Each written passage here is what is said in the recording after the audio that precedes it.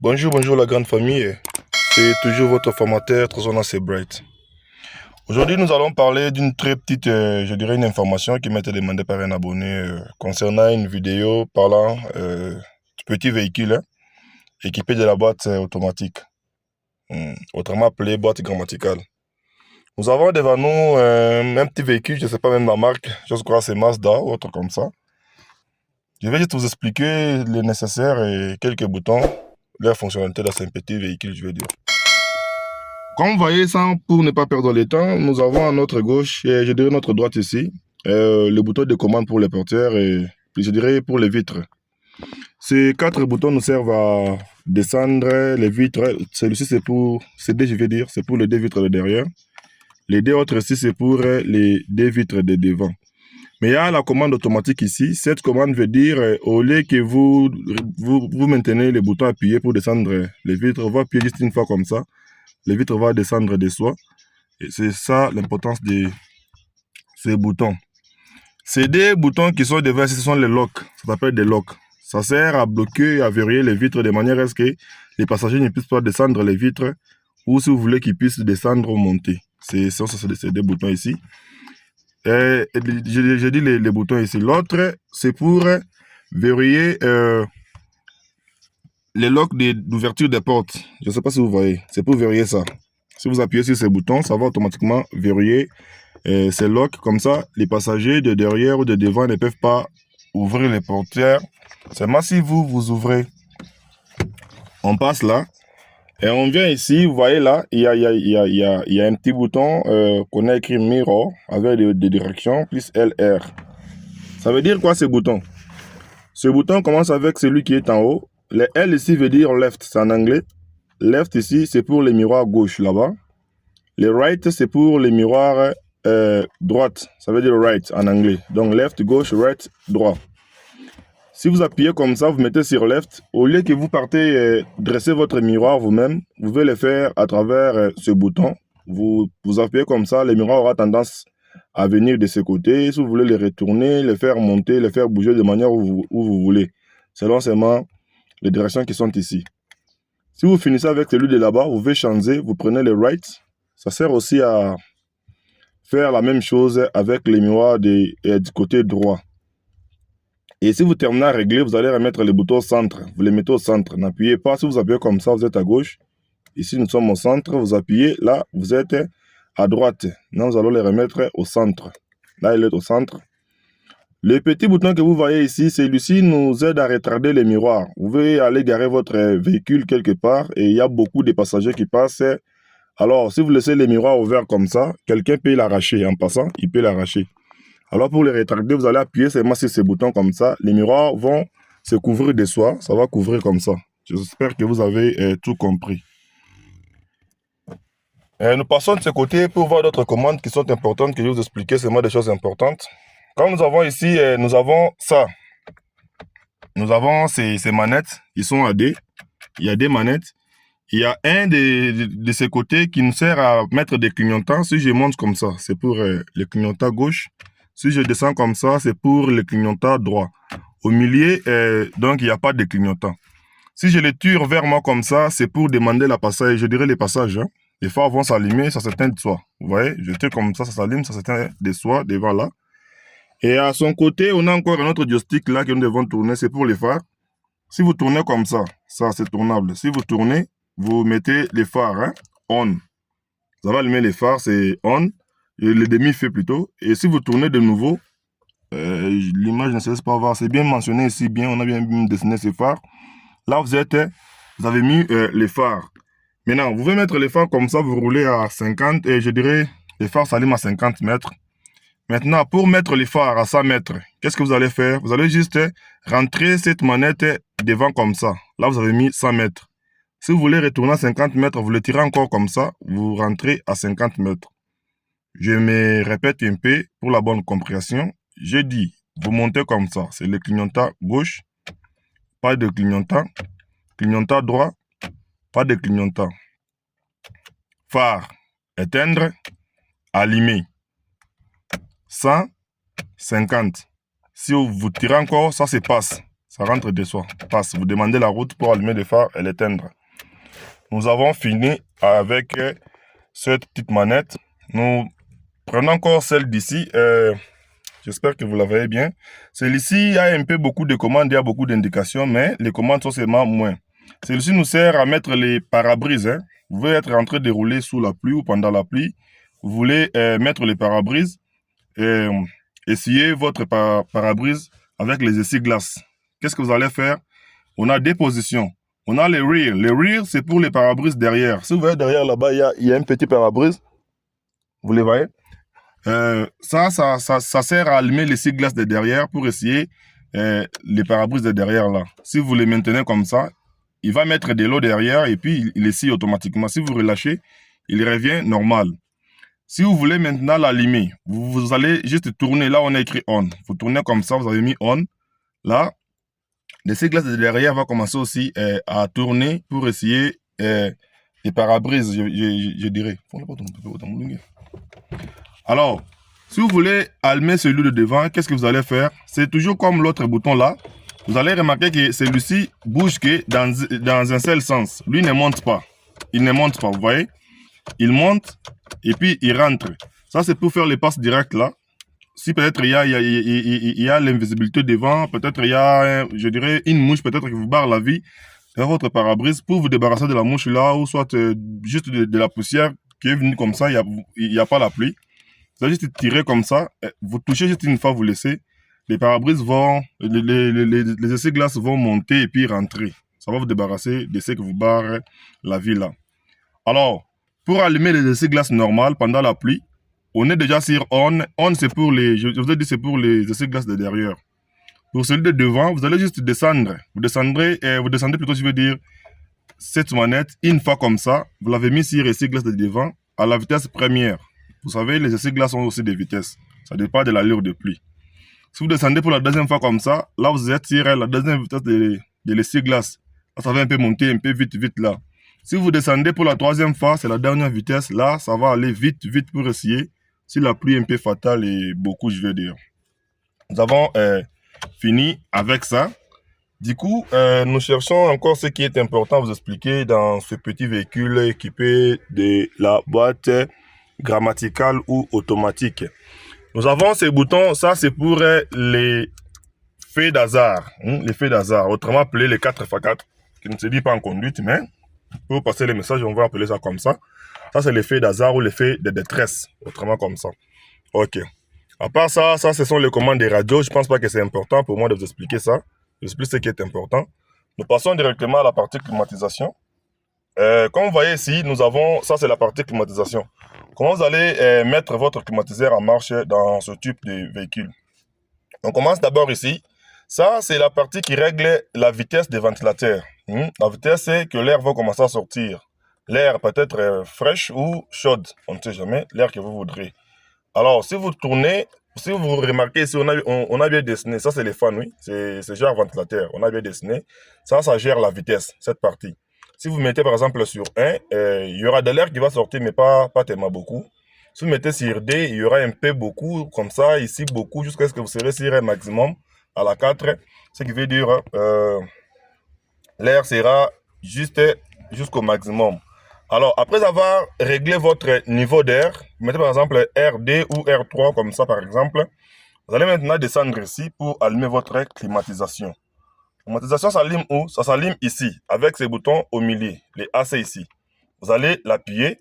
Si vous l'appuyez, il va s'allumer ici vert. Là, ça veut dire que la climatisation est en marche. Si ça allume rouge, ça veut dire que ça ne marche pas. Les rouges là allument juste pour indiquer l'endroit où se trouvent les boutons. Ok? Après avoir allumé votre climatisation, qu'est-ce que vous allez faire? Vous allez maintenant chercher à dresser votre air. Vous voulez que l'air vous frappe où? Vous voulez avoir l'air au visage? C'est bien dessiné ici. Vous voyez, ici c'est pour le visage. L'air va seulement sortir du visage et vous l'aurez seulement au visage. Ici c'est pour le pied et le visage. Ici c'est seulement pour les pieds. Ici c'est pour les frais et les pieds, je vais dire, et le dégivrage pare-brise.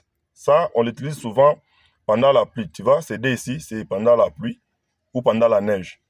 Quand il fait très froid là, vous allez mettre ici ou vous mettez ici pour dégivrer les dés. Ok?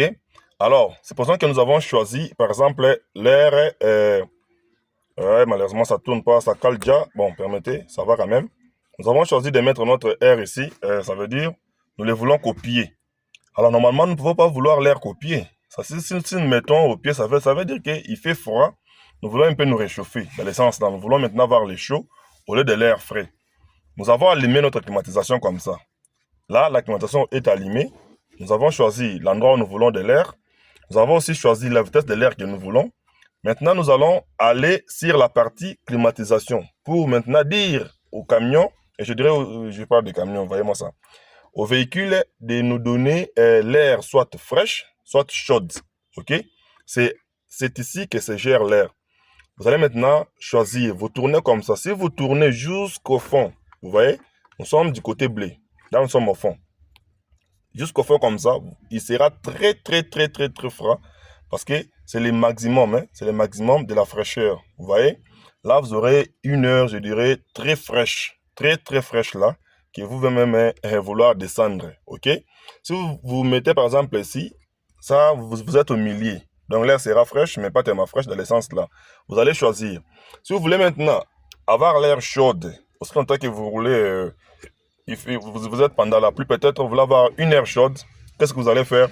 Vous allez tourner du côté rouge. Vous tournez du côté rouge comme ça. Si vous êtes ici, il fait déjà chaud là. Vous montez, vous tournez jusqu'à là où vous voudrez. Hein. Vous allez aller jusqu'au fond. Là, vous êtes du côté chaud. Donc, ça veut dire que vous aurez une air hyper chaude là. OK? Et je rentre pour vous expliquer. Ce que je vous ai dit, c'est des endroits, c'est pour le dégivrage. Je m'explique. Le dégivrage, c'est quand vous roulez et il y a peut-être la brouillard devant vous, pendant la pluie, tout ça, et votre essuie-glace ne fonctionne pas tellement bien. C'est fait que vous êtes en train de rouler, il y a des fumées, genre fumées, mais pas tellement fumées, brouillard normalement qui retrate votre pare-brise. Qu'est-ce que vous allez faire pour vous débarrasser de cela? Au lieu de commencer à essayer à tout moment, vous allez choisir seulement, si vous tournez, hein, parce que ça cale, vous allez tourner, vous voyez les petits points blancs ici, vous les tournez pour que ça arrive ici. Quand ça arrive ici, vous mettez ici chaud. Nous sommes en rouge. Ne mettez pas froid. Vous mettez toujours rouge comme ça, chaud. Et puis vous activez le délivrage avec ces boutons. Vous voyez? Si vous l'activez, il va aussi s'allumer en vert. Une fois en vert, ça veut dire que ça fonctionne. Là, si vous touchez votre pare-brise, même s'il pleut, le pare-brise sera un peu chaud. Vous allez envoyer l'air chaud au pare-brise pour qu'il puisse se débarrasser des brouillards et autres là, même si vous roulez sous la pluie. J'espère que je me suis bien fait comprendre pour cette partie de climatisation. Nous entamons la dernière partie qui est la partie des commandes, je dirais levier autrement appelé, levier de vitesse pour la boîte automatique. Comment sélectionner sa vitesse avec cette boîte de vitesse. Ici, ce n'est pas question de chercher beaucoup de choses là, non, vous voyez. Comme nous sommes sur parking comme ça, tout d'abord, je vais vous expliquer le nombre de vitesses car c'est petit véhicule. Ce petit véhicule, j'ose croire, il va avoir 5 vitesses. Parce que c'est un grand moteur, je pense que c'est 4 cylindres comme ça. Il va avoir 5 vitesses. OK? Alors, les numéros ou les lettres qui sont écrits ici ont des fonctions. Nous avons ici, on commence avec parking. Parking, ça veut dire stationnement. OK? Vous pouvez garer votre véhicule. Avant de quitter le véhicule carrément, vous allez mettre le levier de vitesse sur parking. Comme il est là, c'est sur parking. Mais pour vous assurer que non, vous êtes bien garé, vous devez aussi tirer votre frein à main qui est là. Ça, c'est la frein à main. Je dirais les freins à main. Pour les tirer, vous allez les tirer comme moi. Si je veux les rabaisser, je tire comme ça un tout petit peu, j'appuie au bouton et il se rabaisse complètement. Alors pour les tirer, il y a deux façons. Soit vous tirez, soit vous appuyez les boutons, vous tirez. C'est qui n'est pas faisable normalement. Nous préférons tirer et les tirer seulement comme ça. Vous avez vu? Ça, c'est les freins à main. Alors, quand vous êtes sur parking, vous devez vous assurer que les freins à main aussi est en place. Beaucoup de gens, pour sortir les freins à main, font ça. Tu vois, il y a beaucoup de bruit là. Ce n'est pas normal. Pour vous débarrasser des freins à main, comme il est en place, vous devez d'abord les tirer. Vous les tirez un tout petit peu comme ça. Puis vous appuyez les boutons. Les boutons là, il sera facile. Vous appuyez les boutons, il va descendre jusqu'en bas. Vous relâchez. Là, vous êtes normal. Toujours quand vous rabaissez les freins à main, que votre pied, si dans les camions automatiques, que votre pied soit toujours sur les freins. Vous voyez, votre pied gauche sur les freins, parce que les automatiques là, il peut conduire avec deux pieds ou un seul pied. Bon, normalement, c'est pas un problème.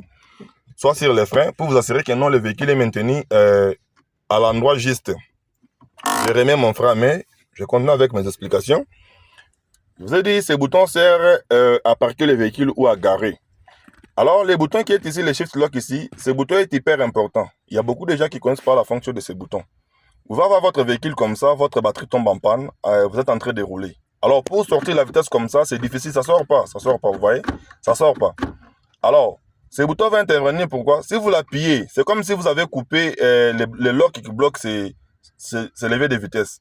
Si vous l'appuyez, vous allez voir que non, votre levé de vitesse va carrément bouger. Vous voyez, il va bouger, vous allez pouvoir changer de vitesse, bien qu'il n'y a pas de la batterie à l'intérieur.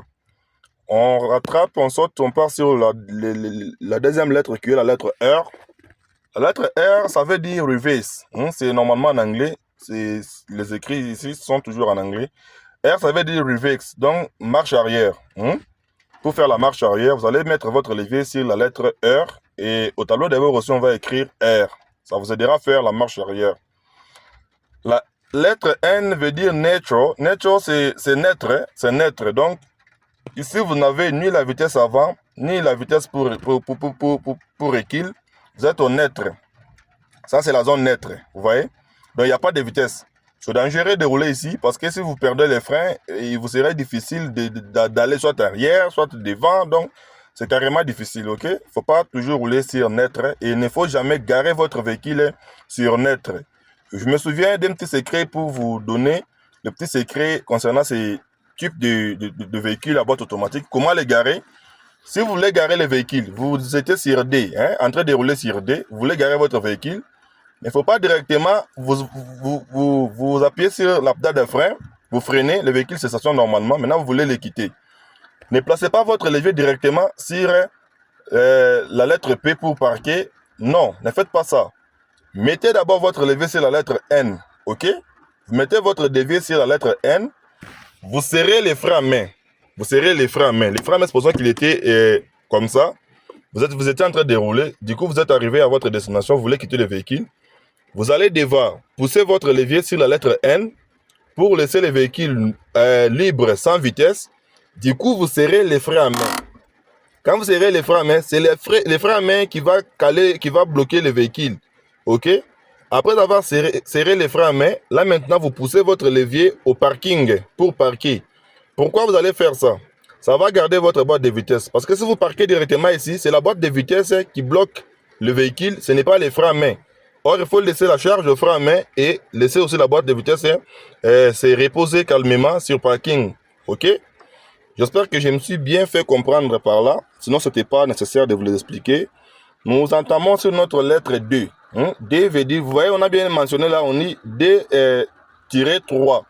C'est genre troisième vitesse autre là, mais ce n'est pas important.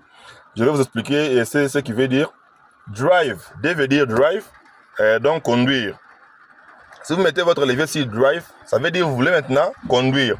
Alors, pourquoi on a écrit D-3? D-3, ça veut dire, en cette position, le véhicule va rouler. Il va lui-même gérer la première vitesse, la deuxième, la troisième, la quatrième, la cinquième. Donc, il va gérer toutes les vitesses qui sont dans la boîte de vitesse. Le véhicule sera capable de les gérer en cette position. Il va gérer toutes les vitesses. Ok? La boîte de vitesse gérera toutes les vitesses automatiquement. Alors, si vous mettez sur D de chiffres ici, les D de chiffres que beaucoup ne connaissent pas, je pousse un peu la caméra. Les D de chiffres, celui-ci nous l'utilisons dans des situations difficiles. Ce n'est pas genre traction, mais ça aide aussi. En cette position, le véhicule n'aura pas accès à atteindre la troisième vitesse, non, ou la boîte de vitesse, non. Donc, il va seulement faire la première vitesse, la deuxième, il se limite là.